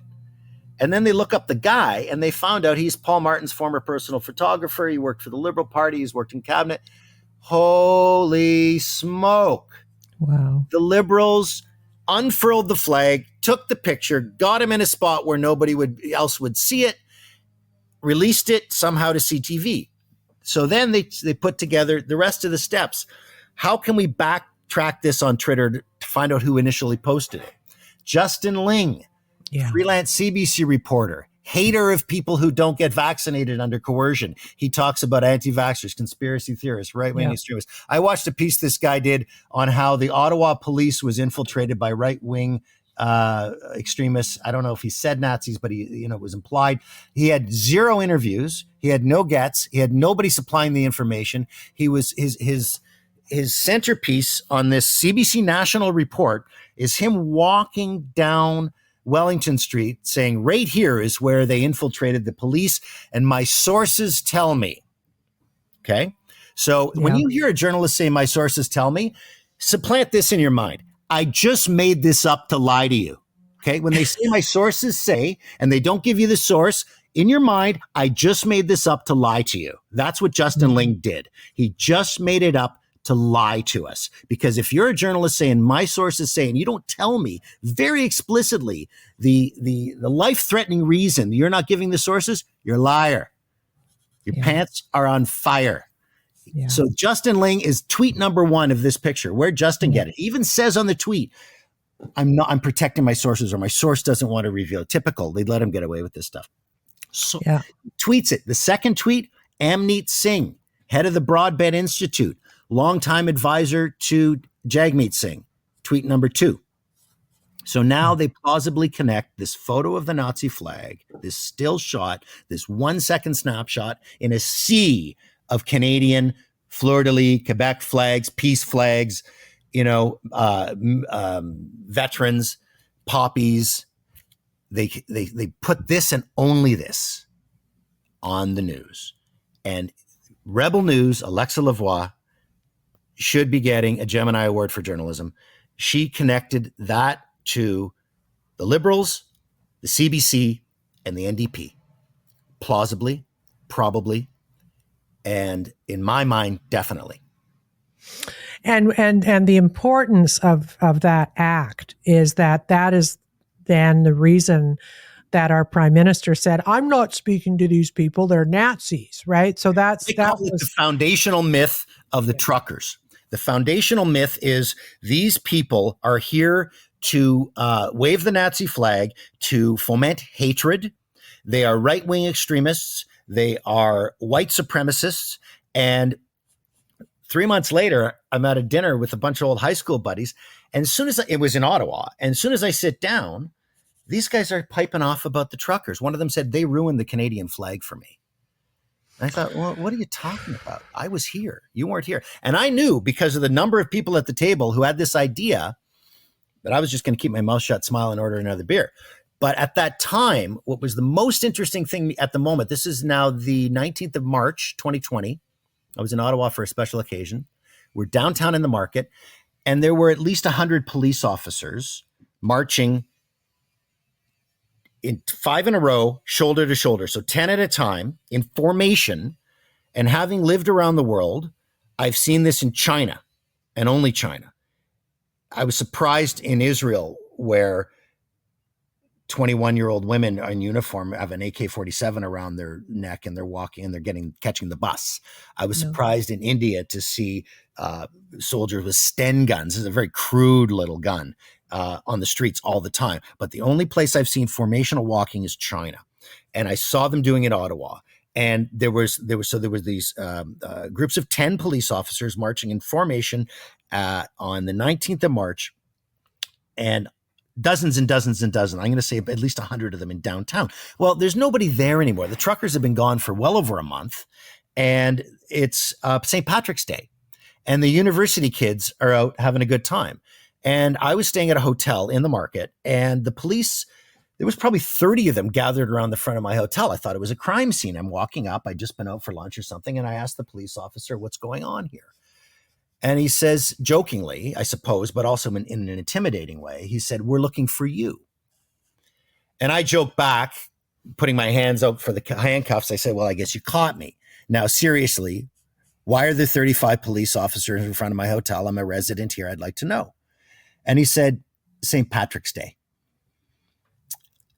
Well, that seemed to be a lie to me, that they were still there, not for St. Patrick's Day, not to guide the inebriated university students home at night, this 100 police officers, but they were there to continue the foundational myth that Ottawa was under attack. And all the budget, all the fear, all the waste of time of these police officers could have been home with their families or doing their job somewhere else, was to service the foundational myth that the truckers was a Nazi rally when it never was. And they used the CBC and they used CTV and global news to disseminate this foundational myth. And instead of dealing with what it was, which was a representation of all of Canada, who $15 and $50 at a time raised over $20 million to support these people to be there, to say enough is enough. And they didn't have to address that because they convinced us all, using the journalists of Canada, the former journalists of Canada, the propagandists of Canada, that these people were all there because they worship Hitler. Yeah. And let's not forget my old show, The Fifth Estate, did their story on the truckers by focusing on Pat King, this kind of outlying. Who they kicked out of their organization on day 3. And even if they liked him for whatever reason, or they knew him, they said, Pat, sit this one out. You're not helping us. Well, and here's the thing too, that focusing on that is quite unfair, because if this had been a protest of some kind of social justice warrior-y event, like let's just say Black Lives Matter, and there'd been a couple of weirdos there, and there are weirdos completely involved in Black Lives Matter too. All of these groups have weirdos attached to them, but they don't focus on Black Lives Matter weirdos. They heroify the people who run it. And so the idea that I saw the Pat King interview on Fifth Estate, and I just thought, this is shooting fish in a barrel here. Is this what we're reduced to now? He's too easy. He can't control himself. He's not that. He's obviously got some baseline intelligence, but he's not that good with his mouth. No, and he didn't represent who they were. It was so unfair, that kind of gotcha. I thought, is that really what we're doing now? Are you going to not recognize the magnitude of this movement of Canadians who have come together in the most important protest in the history of this country, and the most peaceful too, I might add. Well, I would think a guy like Pat King would relish the idea of getting on the CBC. When I was in journalism school, I interviewed Ernst Zundel. Remember that guy? He actually was a Nazi, okay? So yes, we went over and interviewed Ernst, and Ernst said, you know what? I love being interviewed because it's given me hundreds of thousands of dollars in free advertising to say what I want to say. And that's what Pat King would have done. He would have said, hey, yeah, CBC's going to talk to me. I'll get to tell what I think. And, normally in our day, Trish, we would have thought seriously about putting those views on the air. Yeah, I know. And something else about this, because this is something I'm thinking that I think maybe people haven't.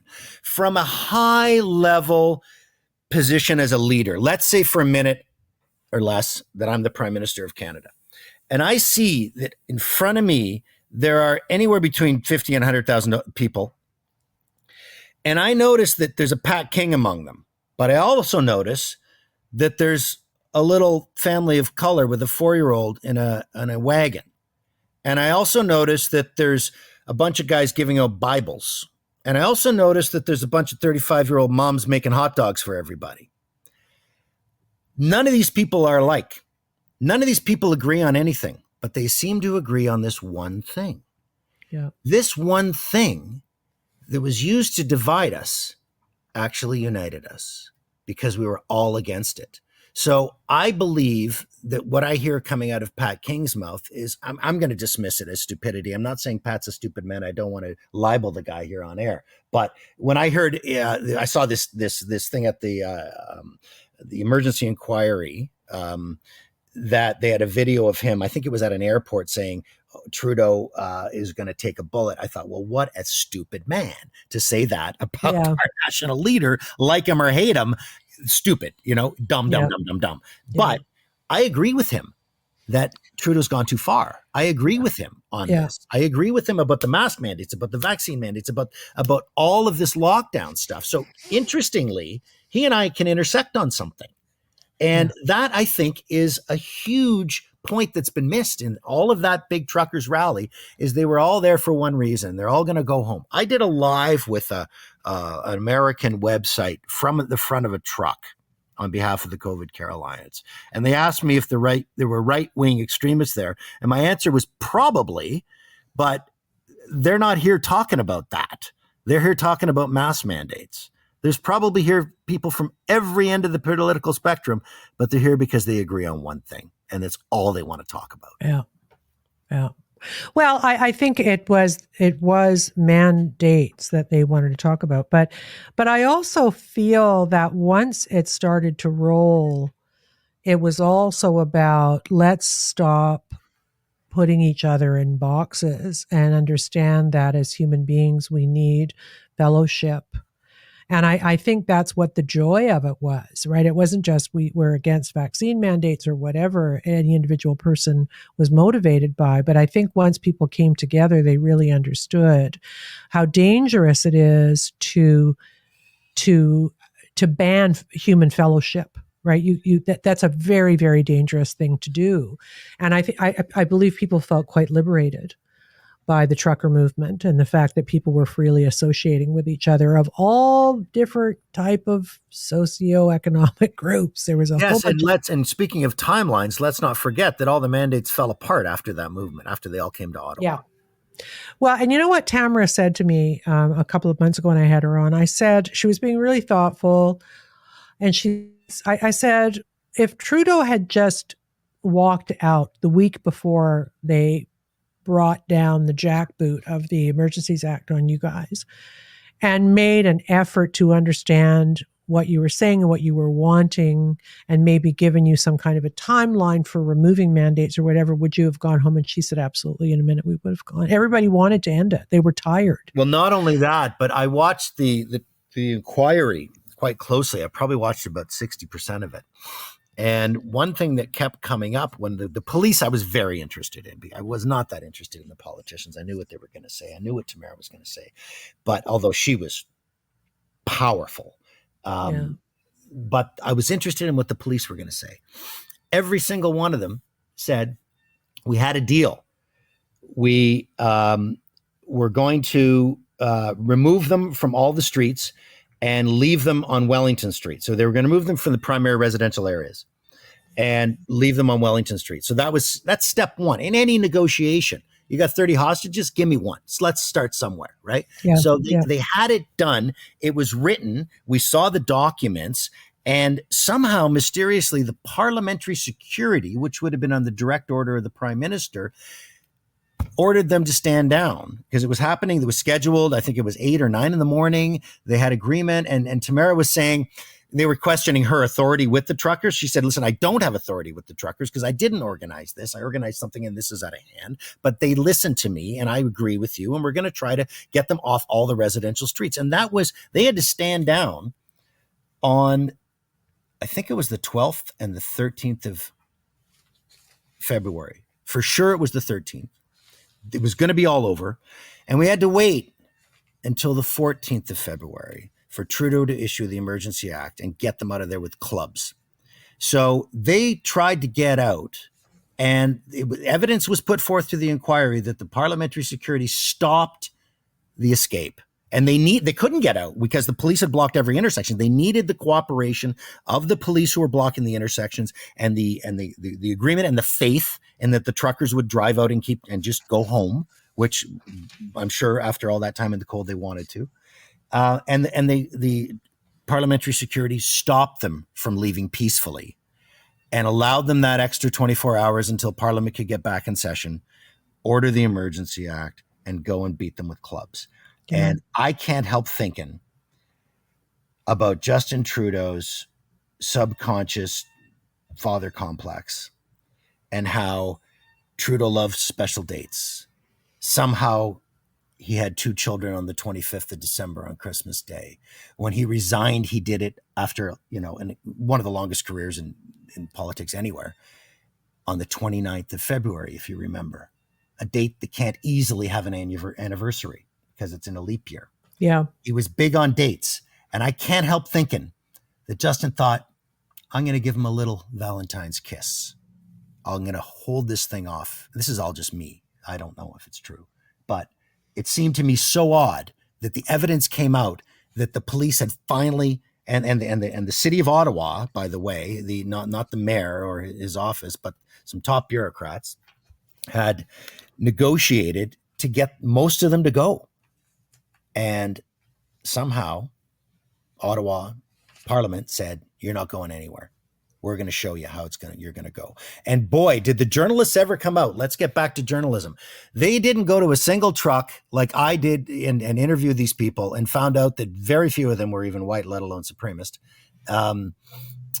They were all there for the beatings. They were all there for, I remember seeing Evan Solomon, who hasn't gotten out on the street ever really in his bespoke suit, down there saying, here they are, these Nazis are getting clubbed. Well, I don't know exactly what he said, but that was the feeling I got was, wow, you're on the street, Ev. I know Evan from a long time ago, and he's questionable at the best of times when it comes to journalism. But that was just really, I thought, opportunistic and self-aggrandizing, and it had nothing to do with journalism. Well, I also think that my personal, since we're kind of blue skying here, but my feeling about it too is that I think it must have been terrifying for the Prime Minister to see the size of it, the success of it, and the amount of money that could be raised very quickly. They kept pulling the funding platform, and then in a couple of days it'd be back up to 8 million.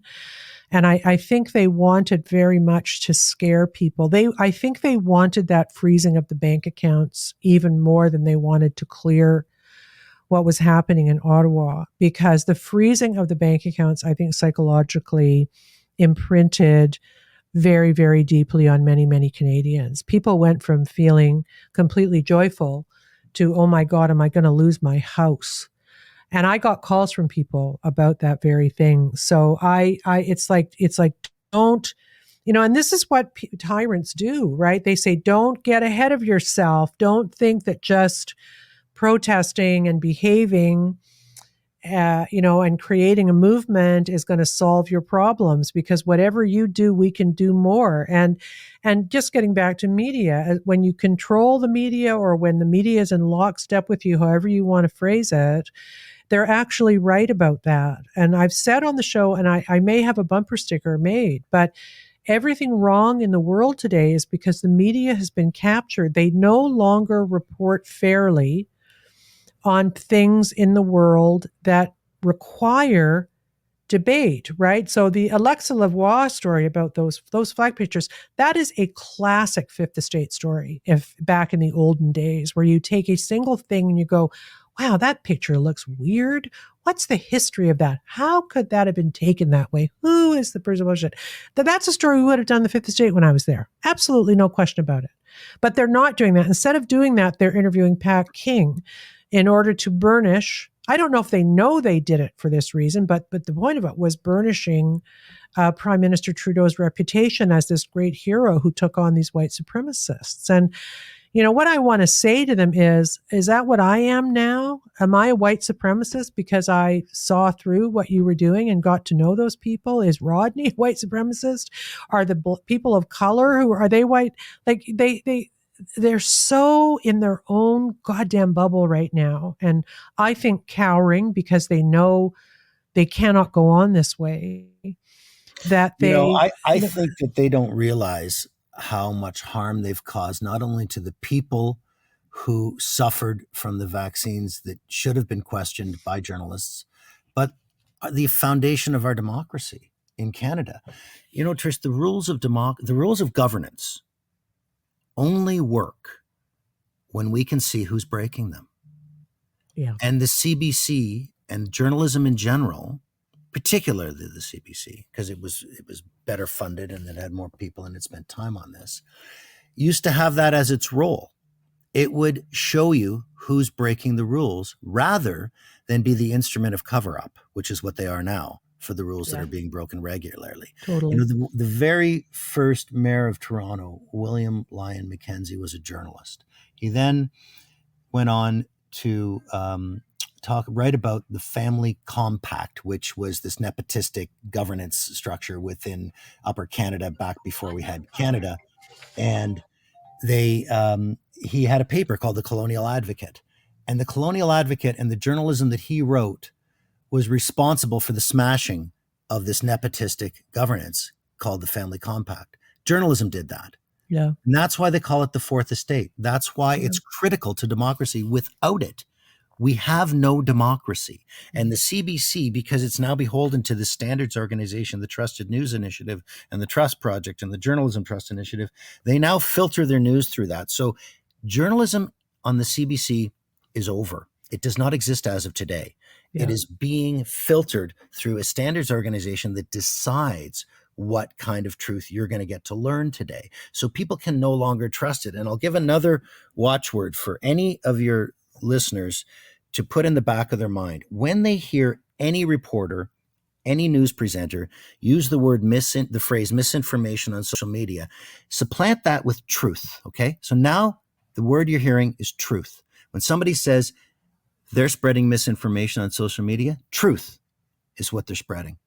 Not that there isn't misinformation on social media, but the way that is being weaponized right now is very specific to any truth about the vaccines, frankly. That's sort of the dwindling thing. The mask mandates are over, the lockdowns are over. They're still pushing the vaccines. I heard the Chief Medical Officer of the Health of Ontario said the number we're pushing for senior citizens is 5. Are you kidding me? Or can you just say it doesn't work out loud? You got to keep getting them. Yeah. So when the journalists are, like you say, walking in lockstep, they've shifted their entire careers. They were reporters. Now they are mouthpieces for the government of Canada, period. End of story. Yeah, no, I feel that way too. And I want to shake people who I know. I mean, look at one of the senior people at CBC. I'm not going to say his name because I love him.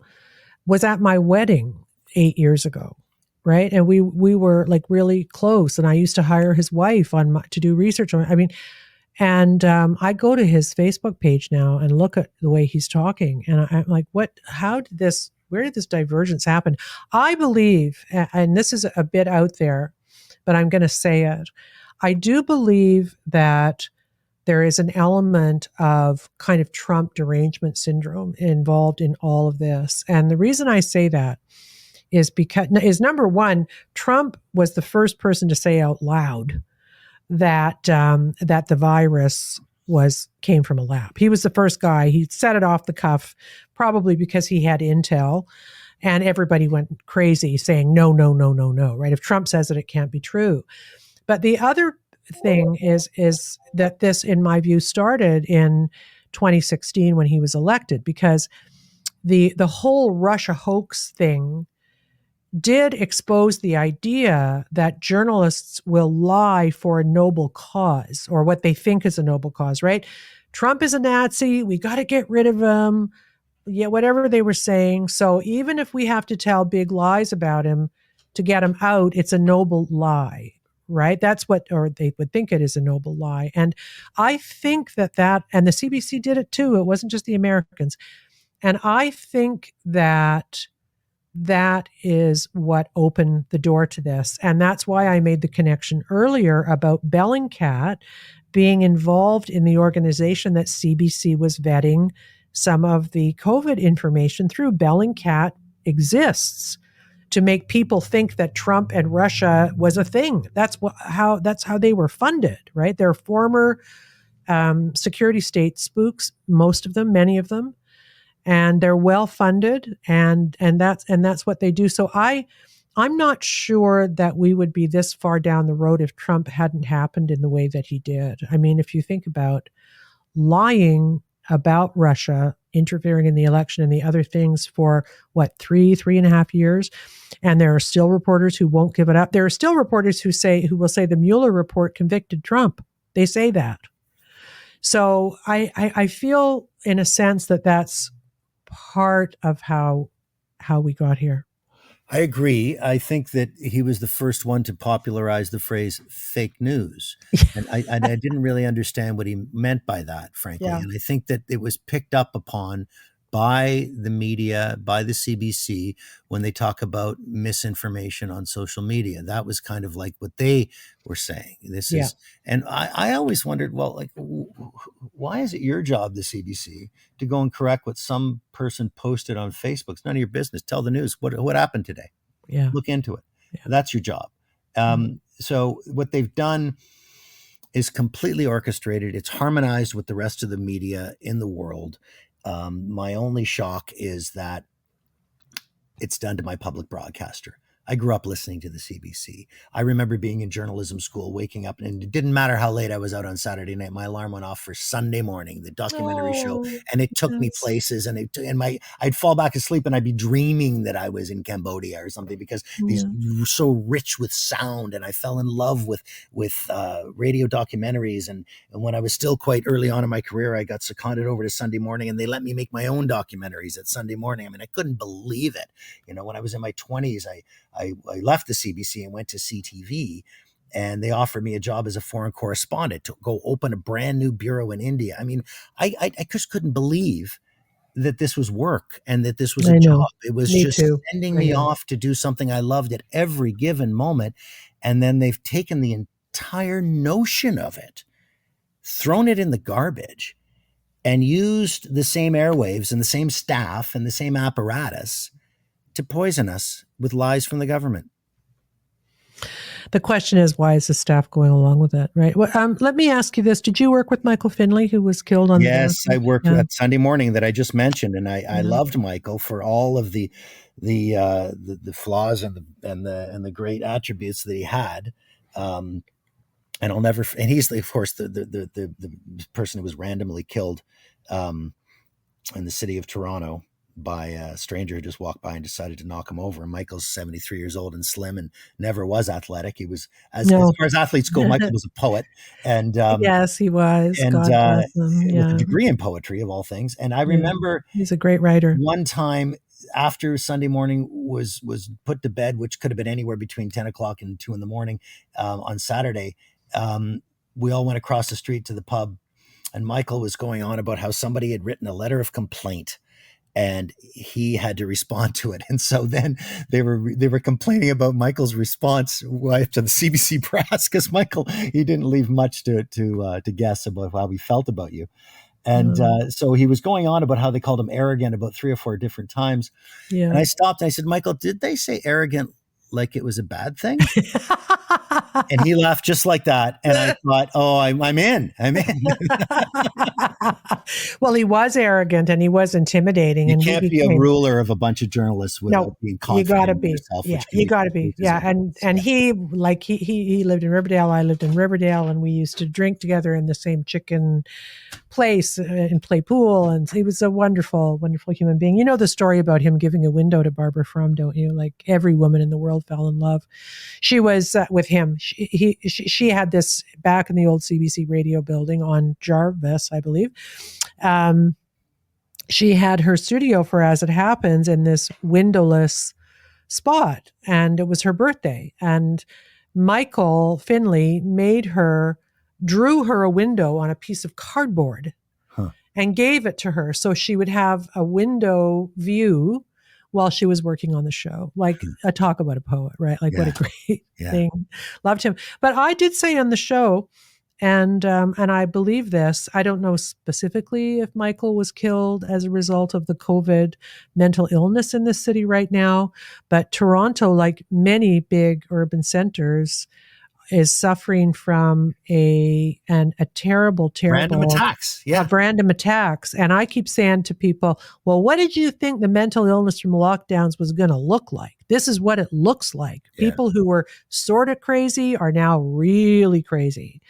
But of course, you see, this is another journalistic issue because the harms caused by vaccines and lockdowns and school closures, which were highly, highly predictable, no risk benefit ratio was ever done. And this is what the media should have been sitting at the news conferences with Eileen Davila and saying, gee, you're closing the schools again. Do you really, what's going to happen to the kids? Have you done a risk benefit ratio on the, they never did that. They were like, close down longer, close down more schools. This is what you know what else they did? And they played this shame game, right? So, yes, Alberta MP Rachel Harder simply put out on social media, I don't know if it was Twitter or what she uses, but the facts from the Alberta Health Authority that stated the ages of the dead from COVID, and there was none under 80.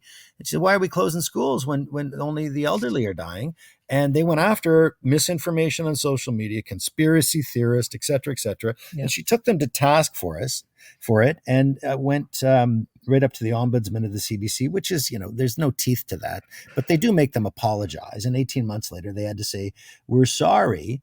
We went after your throat for telling the truth. Wow. I mean, every single person involved in that should be dismissed from the CBC. Every single person. Right. Because in the end, it's not about an apology. It's about she was right. Yeah. Right. It's how come as a journalist covering COVID-19, you didn't know that? Like I keep saying, Marty McCary from Johns Hopkins says he couldn't find a single case of a child dying of COVID-19 who didn't have comorbidities. He couldn't find a single case. And yet the media reported, oh, they're dying. I mean, I had a woman, quite a nice woman who lives in my building, say to me, there's 2,000 children in hospital in Toronto dying of COVID. And I was just like, what are you talking about? It's not that she's a bad person. It's that she's listening to legacy media, right? So if they're going to go after somebody who's actually correct without ever doing their own research, we are sunk. Because what that means, and I know you know this, but I think it's important for the listeners, this is why the world is going to rat shit right now, because all the people who want to turn it into rat shit know they're never going to be held to account. Nobody's ever asked Tony, except for, what's his name, Rand Paul. Nobody's ever asked Tony Fauci a hard question. Nobody's ever asked Theresa Tam a hard question. Nobody's asked Eileen Davila a hard question. They know they can get away with anything. Yeah. And, right? Because there's no accountability media. And just to say this, I know you've seen it. I haven't played it yet, but I'm going to play it when we're done, is this thing that Elon did with the guy from the BBC. These reporters will tip right over if you start asking them for facts to back up the position behind the question they're asking you, right? I mean, let's talk about that magnificent piece of tape, Rodney. He is cool as a cucumber, Mr. Musk, in that interview. Yeah. And he turned it on the BBC interviewer when he said, I'm seeing a lot of increase in hateful messaging on Twitter. And he said, tell me what you've seen. and he couldn't answer him. And he goes after him. And then the guy just says, well, this interview isn't about that. He says, well, what does he think it's about? You just said something that wasn't true. You lied. I think he even said you lied. Yeah, I did. And the guy finally says, and this would be interesting to look up. Note in the clip, he says such and such an organization, I can't remember what it was, would say that. Well, first of all, you don't know if they did. You say they would. And that organization, whatever he named, will be one of these ones like First Draft. Yeah. Or absolutely. the Committee to Censor Digital Hate or whatever they're called. They're all funded by somehow or other by the pharma companies selling us the vaccines. It's a big grift, right? And well, even the Southern Poverty Law Center is now completely captured. They used to be a magnificent organization 30 years ago. I love the word grift because so I've been in business for the last 20 years and I've experienced a couple of cons. And I observed very quickly that there are 3 main characteristics of every con. And you can start to recognize this. First of all, something suddenly goes awry and it doesn't make sense. You're confused by it, but something is definitely wrong, but you don't know why. The second thing that happens is there is a single solution, only one, to get out of this horrible event, whatever it may be. Yeah. And then there is a false imposition of urgency. Those 3 things identify a con. If those 3 things are present, you have a con. Yeah. And that applies to what happened with COVID. Yeah, no kidding. So I guess, in sort of closing here, I could talk to you all day, but we have, but I know, well, Rogan does 4 hours, but I don't have the constitution for that. He's got somebody massaging his vocal cords at night. He's got to be, or else there's 2 of them. I know. Well, I don't know. He's in better shape than I am too. But I do want to ask you on the larger question, because I go into these questions with a lot of the people who've lived through COVID being awake to what's happened, which of course is hard on us all. And I guess the question is, what happened to people? I mean, the reporters all of them who are doing this. And let's just remove Justin Ling because I think he's a plant. I guarantee it. Well, I think anybody who's now calling themselves a misinformation, disinformation, whatever, I as you said, I just don't even care what they're saying, right? But there are people with long-term careers and people I know who are doing absurd and ridiculous and dangerous things. And so the question is, and it's frightening for me, what is going on here? What do you think is going on here? We know with people like Don Lemon, he's making $8 million a year, so he'll say anything that the media. Yes, Rachel Maddow, they're all being controlled by Media Matters, which is a Hillary Clinton funded nonsense place. But I still believe in the people who are doing this stuff that's so dangerous, and I'm just wondering what you think has happened here. What has happened here? My first clue, I follow the Children's Health Defense, Robert Kennedy's website, and I love that one because when they make a claim, there's a hot link to prove it. So one of the first stories that caught my interest very early on, before the vaccines, I think Fauci was even saying this is going to be 3 years initially. So first they said it was 3 years, and then they said we're going to speed it up. And then within a week, all of a sudden we had them, right? It was bizarre. And then remember they had to be kept at -50. Yeah. Oh, yes. And then all of a sudden, -50 schmifty. We'll just keep my room temperature. They'll be fine. So there was something else going on. All of that was ripe for questioning. But there was a Children's Health Defense story that came across that the World Health Organization had assembled a team to combat vaccine hesitancy, and it was being headed by the head of behavioral psychology at Harvard University. Okay, so this person, based on their position, knows as much or more about human psychology and how to manipulate it than any other person in the world. And that's who they've got at the top. And you get a hot link and you go to it, and there's the guy's picture, and it all pans out. But everybody else on this committee is about 25-year-old tech experts. Yeah. So with the guidance of the chief hypnotist of the world and the top tech people, they went for every possible way to manipulate a human being at once. Fear, greed, the prime motivators. And some people fall into line for rules, right? Yeah. Some people like to break them. Some people like to ignore them. And they went after everybody, and they figured how to do all this. And it was orchestrated bit by bit by bit. So first of all, you had people with an age bias. Anybody over 70 or over 60 might have been afraid they were going to get it. So they jumped in to get this vaccine. But then other people were, they call the word hesitant, but I hate it because I think it should have a trademark next to it. Yeah. And then they started to take away our freedoms. At first it was incentive, meaning, you $5 like donating blood or a pizza. They were even giving away joints. They were giving away marijuana cigarettes in Western United States, joint for jabs, it was called. Wow. And, in places where it's legal. And then I still noticed people in my social circle who were saying, I don't know about this. I don't know. And then finally they'd done it because they couldn't go to a bar, a restaurant. They couldn't be social anymore. When they started to take away the primary fundamental human need for social interaction, they started to get way more people. And so I think this was a concerted step-by-step effort that was planned from start to finish. And they conducted it that way. And they went at us to all of our vulnerabilities. That little CBC report on the National Citizens Inquiry yesterday out of CBC Winnipeg, where they simply told the story about a bunch of Canadians getting together to criticize the government's COVID response, was the first step in a new wow. I know. journalism. And I hope so. Did Marianne have anything to do with that? Do you know Marianne Klowak? I know Marianne Klowak, but I don't know. Yeah, I just wonder if I don't know. I know she was very upset about having to come forward, and she was very, very upset about having to work in that environment. I couldn't have done it either.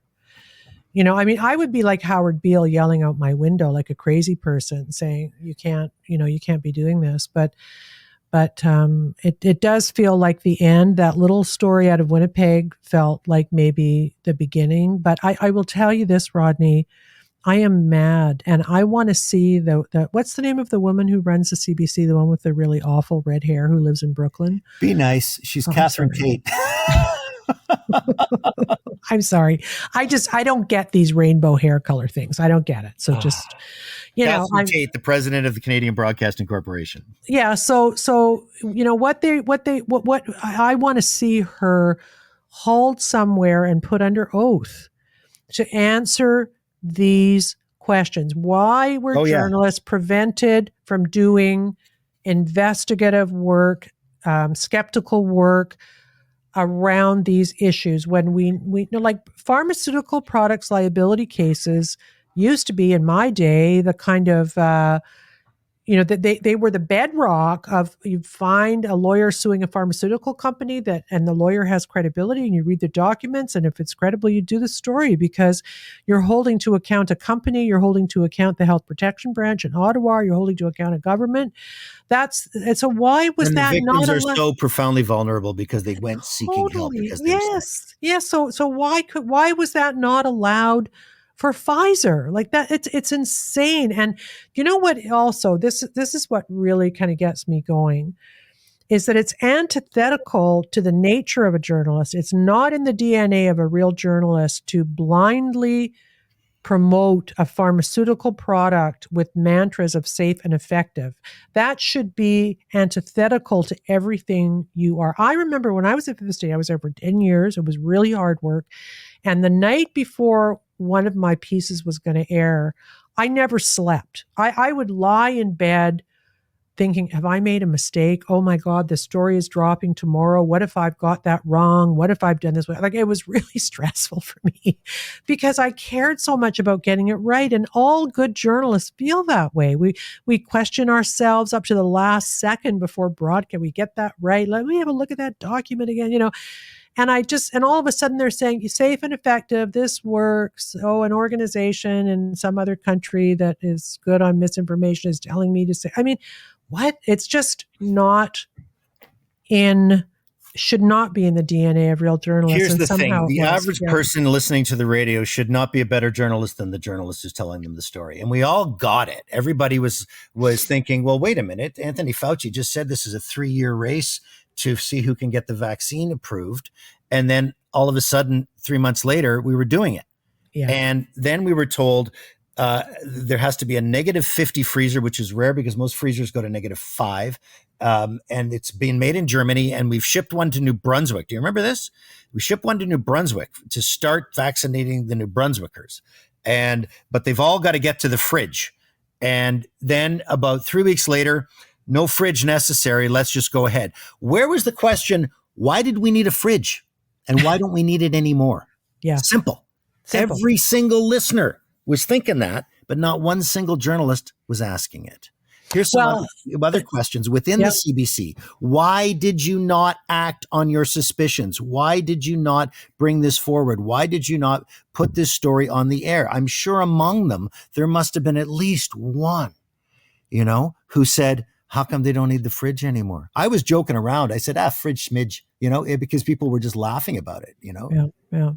Well, the fridge thing is interesting because I interviewed a person who said that he was shocked that they never check vaccinated people for antibodies either. So they have no idea if they're getting an actual shot or an expired shot or maybe a contaminated shot. Like they're just vaccinating everybody. Saline, which multiple batches were found, hundreds and hundreds in Newmarket, also in Germany. Were they just simply filling a glass vial with something so that they could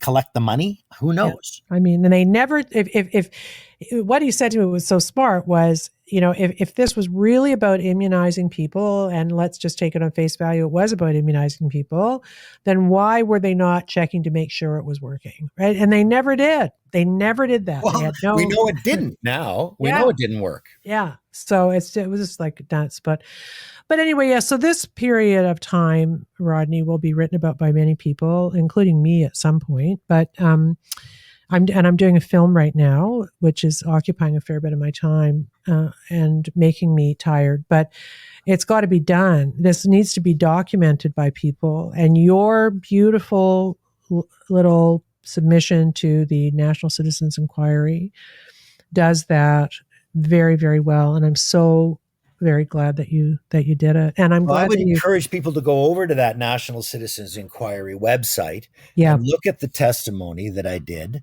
if they want to know more about journalism. And if they want to know more about the reality of the vaccine, look at the testimony of the mortician that went on for 20 minutes about how she had difficulty draining blood from the venous system of dead people because suddenly it was gooey and coagulated after the vaccines. And look at other testimonies and donate to them. They're coming to your town and they're spending about $30,000 a day on lawyers and venues and cameras and websites. And they're doing this on donations because Canada is speaking up for itself if our government and our media will no longer protect us.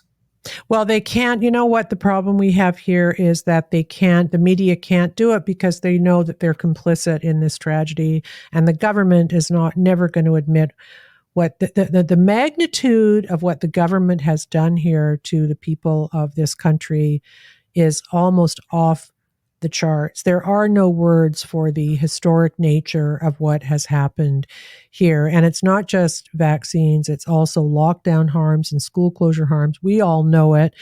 We've been talking about it for 3 years, and why our public health officials never did a risk-benefit calculation to see what was worse. And it turns out that the remedy was worse than the problem. We should have protected our old people. That's our old people and our vulnerable people. We should have protected them, and everybody else, go on about your life and be responsible, right? Sorry, Rodney, what were you going to say? Well, I think the only answer is to go deep into the capture of our entire regulatory system, including Health Canada. It's been captured by the pharma, the wireless, and the pesticide, the food manufacturers. All the things that potentially could bring harm to our lives are not regulated for our own health. Health Canada has demonstrated no interest in the health of Canadians. They've only demonstrated an interest in the corporations that they purport to regulate. Yeah. So true. So true. Anyway, Rodney, thanks so much for doing this. I'm really, really glad we got a chance. I heard from so many of my listeners saying, did you see this? Did you see this? When it popped up on Twitter. So thanks very much. I know they'll be happy to have heard from you about it. Well, and thank you for doing what you do, Trish. It's a great service to the people to be talking about this. Thanks, Rodney. Have a good day. You too. Bye-bye. Bye. So that was my conversation with Rodney Palmer, and we are the tangential kids because we do go off on tangents, but it's so rare I get to speak to somebody from my old business who knows the things that he knows. So maybe I was a bit self-indulgent there. Sorry, but I enjoyed that. And I also thought it was a very enlightening way to approach what's been happening to us in the last 3 years. I specifically was interested also in the Nazi flag photographs and Alexa Lavoie's research. I think Rebel News is a problem. They do a lot of stuff I don't like, but they're also doing a lot of stuff I do like. So maybe one day I will be able to drop the qualifiers that I always use when I talk about Rebel News. But she is, Rodney's right. She is a great, great reporter and a gutsy human being. So now I'm going to play for you this wonderful piece of tape. It's Elon Musk beating up a BBC journalist who posited something that they couldn't back up. And my theory is that these people do tip over at the drop of a feather because they don't have any grounds for what they're doing anyway, but people never ask them for specifics, right? Oh, there's a hate group. No one ever says, well, what did they say? Where did it happen? Prove what you're saying. It doesn't happen right anymore. No one asks for details. So Elon Musk doing that with a BBC reporter showed how absolutely flimsy their reporting is and how ideologically captured they actually are. So here's this little piece of tape I think you'll enjoy.